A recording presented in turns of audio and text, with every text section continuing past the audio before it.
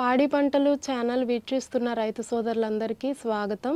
నా పేరు శైలజారాణి. శాస్త్రవేత్తగా చెరుకు పరిశోధనా స్థానం ఉయ్యూరు ఆచార్య అంజీరంగ వ్యవసాయ విశ్వవిద్యాలయంలో పనిచేస్తున్నాను. ఈరోజు ముఖ్యంగా మనం చెప్పుకోవాల్సిన అంశము వర్షాకాలంలో ముఖ్యంగా చెరుకును ఆశించే తెగుళ్ళేంటి, వాటి యాజమాన్య చర్యల గురించి చర్చించుకుందాం. చెరుకు అనేది ప్రధాన వాణిజ్య పంట. ఇది సంవత్సరం అంతా పొలంలో ఉండడం వల్ల చీడపీడల నుంచి అనేక నష్టాలు మనం చూస్తున్నాము. అలాగే సమగ్ర యాజమాన్య చర్యలు చేపట్టి సరైన విత్తనాన్ని ఎన్నుకోవడం, తెగులు తట్టుకునే రకాలను తీసుకోవడం వల్ల అనేక నష్టాలను మనము తగ్గించుకోవచ్చు. ఈరోజు మనకు వర్షాకాలంలో ప్రధానంగా కనిపించే తెగుళ్ళు ఏంటి, వాటి లక్షణాలు, వాటి యాజమాన్య చర్యల గురించి చర్చించుకుందాం. ముఖ్యంగా మనకు కనిపించే వడలు తెగులు అనేది ఈ మధ్య కాలంలో ఎక్కువ నష్టాన్ని చెరుకుకు కలిగిస్తూ ఉంది. ఈ వడలు తెగులు అనేది నీటి ముంపు ఎక్కువ గురి అయినప్పుడు, నీటి ఎద్దడికి గురైనప్పుడు రెండు పరిస్థితుల్లో కూడా మనం చూస్తూ ఉన్నాము. ఈ వడలు తెగులు కలిగించే శిలీంధ్రము నేల ద్వారా మొక్క వేరులోనికి ప్రవేశించి చెరుకు గడల్లోనికి ప్రవేశించి తెగులు కలిగించే అవకాశాలు ఉన్నాయి. ఈ తెగులు వలన 30 నుంచి 60% వరకు దిగుబడి తగ్గడమే కాకుండా రస నాణ్యత కూడా 20 నుంచి 30% వరకు తగ్గుతున్నాయి. ఈ తెగులు లక్షణాలు చూసినట్లయితే తెగులు సోకిన గడలు వడిలిపోయి, ముఖ్యంగా మనం ఆకుల మీద చూస్తే చెరుకు ఆకులన్నీ కూడా ఎండిపోయినట్లు కనిపిస్తాయి వడలి. తర్వాత గడలు గమనించినట్లయితే గడలు లోపల చీల్చి చూసినప్పుడు బోలుగా అయిపోయి గుల్లబారి తూకం అనేది తగ్గుతుంది. చెరుకు గడల లోపల కణజాలం కూడా ఇటుకు రంగుకు మారి ఊలగా అవుతుంది. ఈ శిలీంధ్రము తెగులు సోకిన గడల ద్వారా, ముచ్చల ద్వారా, నేల ద్వారా, సాగునీటి ద్వారా వ్యాప్తి చెందే అవకాశం ఎక్కువ ఉంది.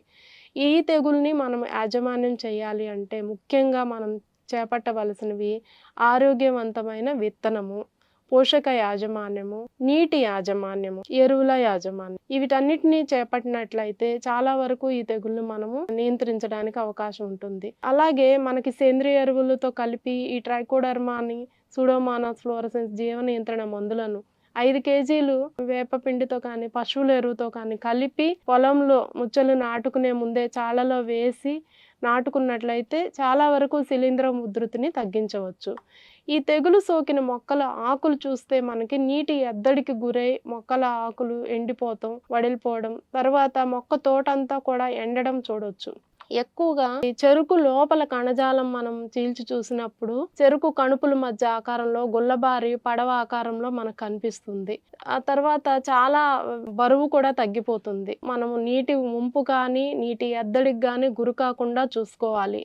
తర్వాత ఇది తెగుళ్ళు, పురుగులు ఆశించకుండా పంటను కాపాడుకోవాలి. చెరుకు తోట ఆరోగ్యంగా ఉన్నప్పుడు ఈ తెగులు ఆశించదు. ముఖ్యంగా పంట యాజమాన్య చర్యల్లో భాగంగా వేరుకి ఎలాంటి గాయమైనా, వేరుకి ఎలాంటి నీటి ఎద్దడి కానీ, నీటి ముంపు కానీ గురైనా ఈ శిలీంధ్రం అనేది వేరు ద్వారా మొక్కలోకి ప్రవేశిస్తుంది. కాబట్టి మనము చెరుకు తోటని ఆరోగ్యంగా కాపాడుకుంటే ఈ తెగులు ఎక్కువ శాతం ఆశించకుండా ఉంటుంది. అలాగే ఈ ట్రైకోడర్మా, సూడోమోనాస్ ఫ్లోరోసెన్స్ జీవ నియంత్రణ మందులను సేంద్రియ ఎరువుతో కలిపి తరచూ వేసుకోవడం వల్ల మనం చాలా వరకు ఈ తెగులు నియంత్రించుకోవచ్చు. ఈ విధంగా వడలు తెగుల్ని మనం నియంత్రించుకున్నట్లయితే చాలా వరకు దిగుబడిని కానీ, రసనాణ్యత కానీ తగ్గకుండా చూసుకోవచ్చు. అలాగే వర్షాకాలంలో ముఖ్యంగా ఆశించే తెగుళ్లలో మొవ్వ కుళ్ళు తెగులు ఒకటి.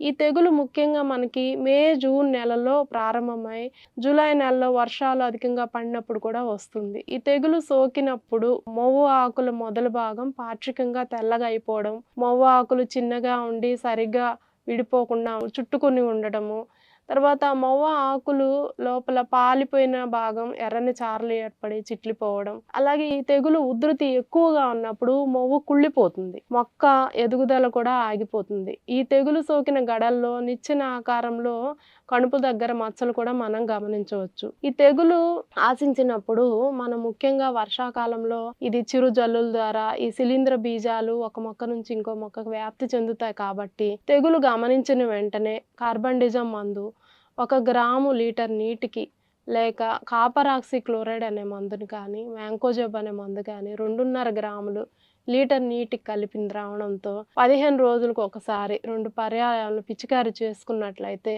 ఈ తెగులుని మనము కొంతమేర నియంత్రించుకోవచ్చు. అలాగే వర్షాకాలంలో చెరకులో కనిపించే మరో ముఖ్యమైన తెగులు తుప్పు తెగులు. ఈ తెగులు ముఖ్యంగా సెప్టెంబర్ మాసం నుంచి కనిపిస్తుంది మనకి. అనుకూల పరిస్థితుల్లో డిసెంబరు, జనవరిలో కూడా ఉధృతి ఎక్కువగా ఉంటుంది. ఈ తెగులు ప్రారంభంలో బొబ్బలు మచ్చలుగా ఆకు ఇరువైపులా కనిపించి పసుపు రంగులో ఉంటుంది.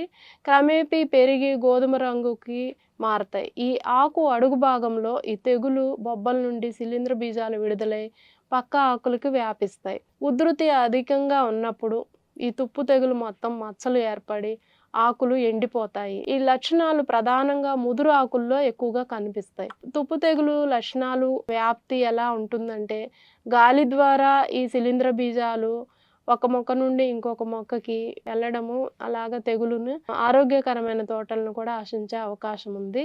ముఖ్యంగా యాజమాన్యం చర్యలు చేపట్టాలంటే పొలం గట్లపైన కాలుపు లేకుండా చూసుకున్నట్లయితే ఈ శిలీంధ్ర బీజాలని మనం నాశనం చేసుకోవచ్చు. అలాగే నత్రజని ఎరువులు మోతాదుకి మించి వాడుకోకూడదు. పంట మార్పిడి అనేది కూడా ఈ తెగులుని అరికట్టాలంటే మనం చేపట్టవలసిన చర్య. అలాగే తెగులు కనిపించిన వెంటనే మ్యాంకోజెబ్ 2.5 గ్రాములు లీటర్ నీటికి కలిపి పిచికారీ చేసుకోవడం, లేకపోతే ట్రైడీ మార్ఫ్ 1 మిల్లీలీటరు లీటర్ నీటికి కలిపిన ద్రావణంతో 15 రోజుల వ్యవధిలో 2 సార్లు పిచికారీ చేసుకున్నట్లయితే ఈ తెగులును మనం చాలా వరకు నియంత్రించుకోవచ్చు.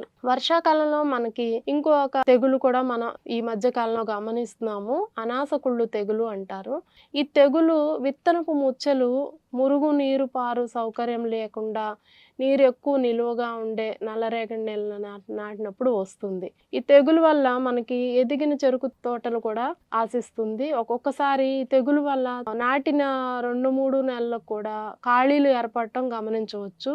ఈ తెగులు భూమిలో ఉండే శిలీంధ్రం ముచ్చల ద్వారా లోపలికి ప్రవేశించి ముచ్చల్లోని లోపల కణజాలం అంతా కూడా నల్లగా మారటం, కణజాలం అంతా కుళ్ళిపోయి మనము ఈ తెగులు ముచ్చలను చూసినప్పుడు అనాస పండు వాసన వస్తుంది. అందువలన ఈ తెగులుకి మనం అనాస కుళ్ళు తెగులు అని చెప్పాము. ఈ ముచ్చలు ఇలా కుళ్ళిపోయి చనిపోవడం వల్ల మనకి పొలంలో ఎక్కువ ఖాళీలు ఏర్పడటము, తద్వారా మనకి దిగుబడి కూడా తగ్గడం మనం అనేది గమనిస్తూ ఉన్నాం. ఈ అనాస కుళ్ళు తెగులు లక్షణాలు చూసినట్టయితే గడల లోపలి కణజాలము ఇక్కడ కూడా ఎర్రగా కనిపిస్తుంది.